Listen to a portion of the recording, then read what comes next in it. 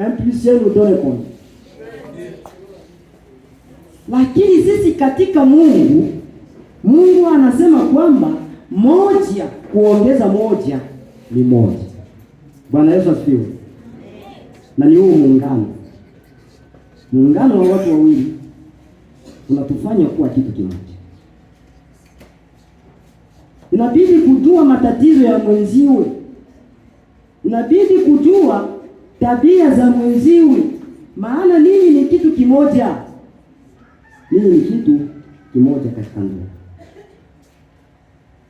Basi tunasoma barua ya Paulo mtume kwa Waefeso sura ya 5 na mstari wa 31.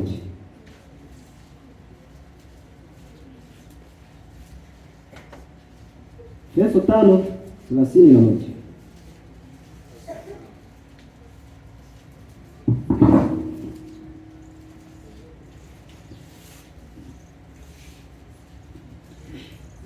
Tunasoma kwa jina la Yesu. Ndio. Efeso sura ya 5 na ule mstari wa 31.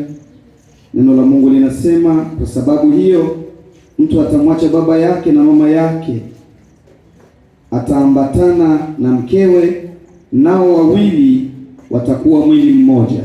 Amen. Amen. Hiyo ni siri kubwa katika ndoa. Jua ya kwamba ukishaingia katika hali ya ndoa umejitenga na familia. Basi jihusishe na mwenzi wako wa ndoa. Mawazo pamoja, kila jambo shirikianeni, maana nini ni kitu kimoja katika Mungu. Bwana Yesu asifiwe. Amen. Basi katika ndoa yenye furaha tutajikita katika kujifunza maneno matano. Aiza kanuni 5 kwenye ndoa yenye furaha. Neno letu la kwanza linasema kwamba kufungwa na sheria katika ndoa. Kufungwa na sheria katika ndoa.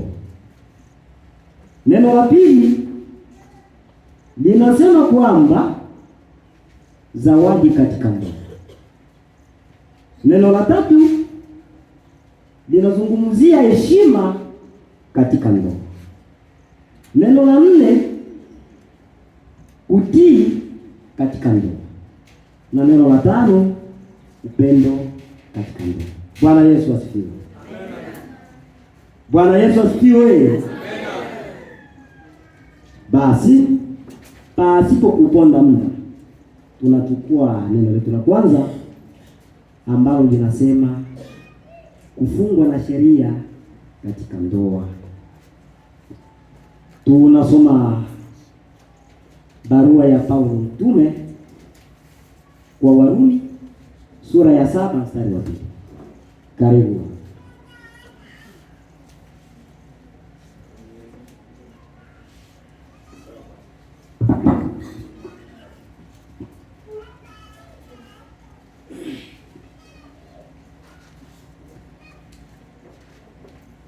Soma kwa jina la Yesu. Ndio. Warumi sura ya 7 na mstari wa 2. Mstari wa 2. Neno la Mungu linasema, kwa maana mwanamke aliye na mume amefungwa na sheria kwa yule mume wakati anapokuwa yu hai, bali akifa yule mume amefunguliwa ile sheria ya mume. Amen. Amen. Bwana Yesu asifiwe. Bwana Yesu asifiwe. Amen.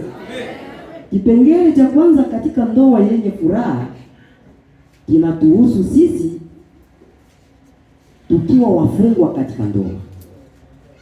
Na ndio maana katika ndoa au watumishi wakibariki ndoa za watu au watu babila yelwa bange bachola kukwachanya pe ile na onda o ile na onda o ono ngai ndiga kibila yelo nonge na onda o tana ba engi shishi mone kitakacho kututenganisha labda kifo. Jua ukishaishi maisha ya ndoa umefungwa na sheria kwa mwenzio wa ndoa. Bwana Yesu asifiwe. Tabile ni wewe ni ndoa meshirongo abo katea ushire u. Na ikiwezekana ukiachika katika ndoa, ishi kama ulivyo. Usichukue mme mwingine au usimchukue mke mwingine. Ishi kama ulivyo. Lakini naamini kwamba ukiishi kama ulivyo wewe, kuna jaribu ambazo zitakazokufikia. Si una mwili? Una mwili. Wanjichangwa na bangi bangi. Wanjichangwa na bangi bangi. Wayogeta osa ambapo ntija osa angi ntija zambi umi chitwambi. Usizini. Na kwenda kuzini. Nafanya kosa mbili mfululizo. Umevunja ndoa na vipengele vyake. Na cha pili utakuwa unafanya uzini. Ingawaje Biblia inasema usizini katika kitabu cha Kutoka. Kwa hiyo tunataka kusema kwamba ukiwa kwenye ndoa, jua ya kwamba wewe ni mfungwa katika ndoa. Kama ulimachana ianje lobe lotyala mpaka lotweli ile mali yao. Bwana Yesu asifiwe. Na umelomia na vivyo vivyo ule mali yao. Ndio maana huyu Sara akamwambia Ibrahimu, mimi sizai. Lakini sababu sisi ni kitu kimoja katika muungano mmoja, mchukue huyu ambaye ni mtumishi wetu ukae naye. Bwana Yesu asifiwe.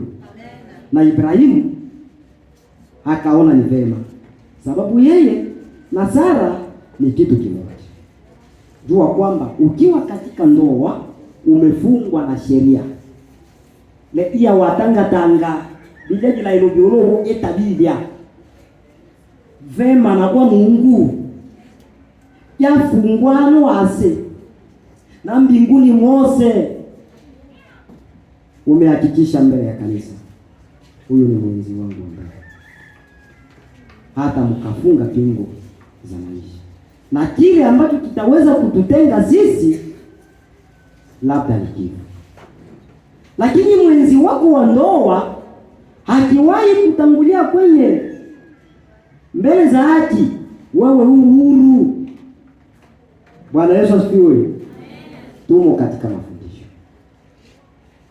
Tumo katika mafundisho. Ulipotamba unaekondwa, unaekonda kama mnova na ndoa taire. Kama taire. Basi tunataka kuwaambia Wakristo wote kwamba sisi ni wafungwa katika ndoa.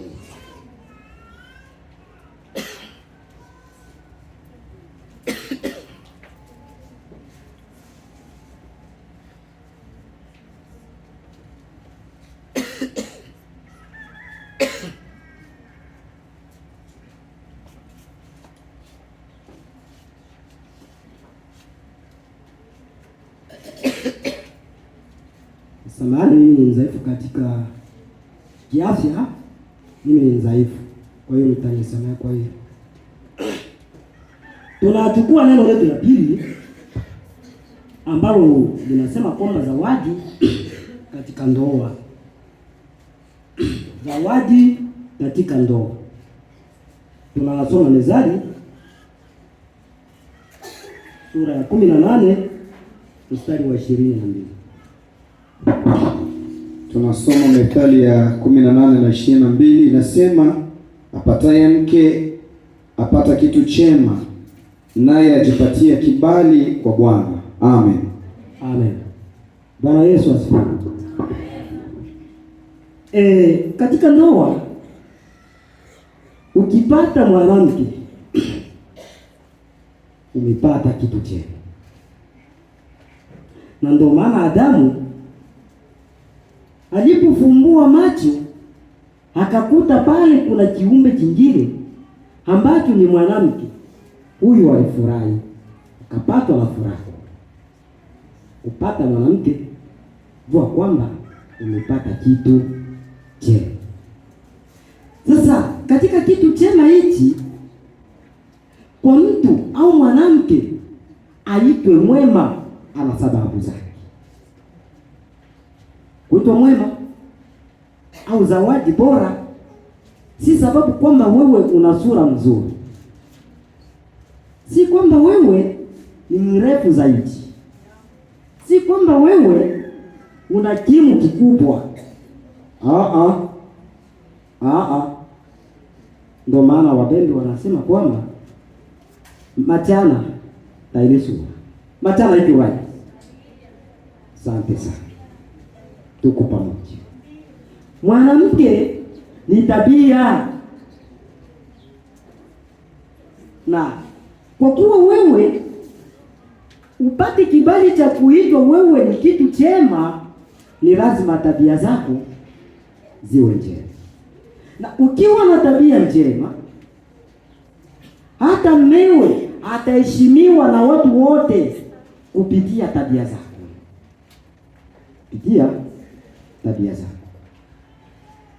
Mwanamke mwema, hata familia mzima inajitegemea huyo. Atumika kazi zake mchana kama vile usiku pasipo kuchoka. Ana tatizo na mtu mwingine, anajishughulisha katika upishi sangama na bose bale haya mara.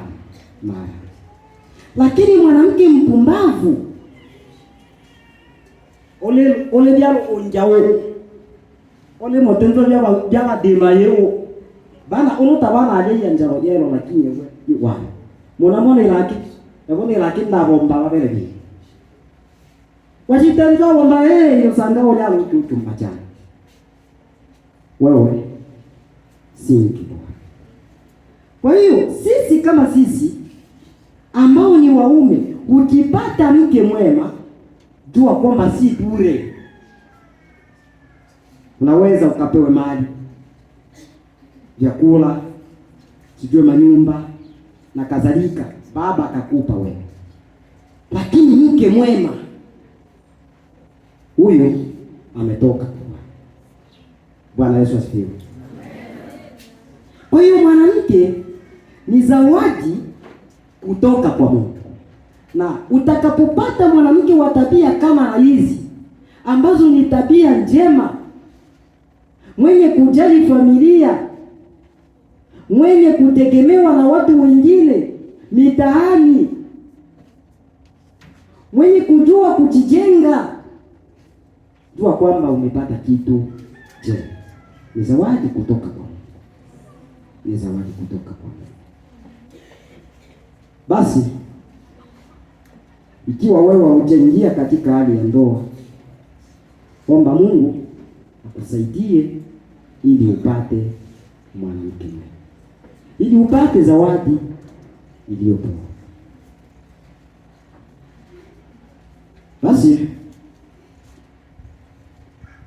tunaingia kwa neno letu la tatu. Tuombione. Neno letu la tatu linasema kwamba heshima katika ndoa. Heshima katika ndoa.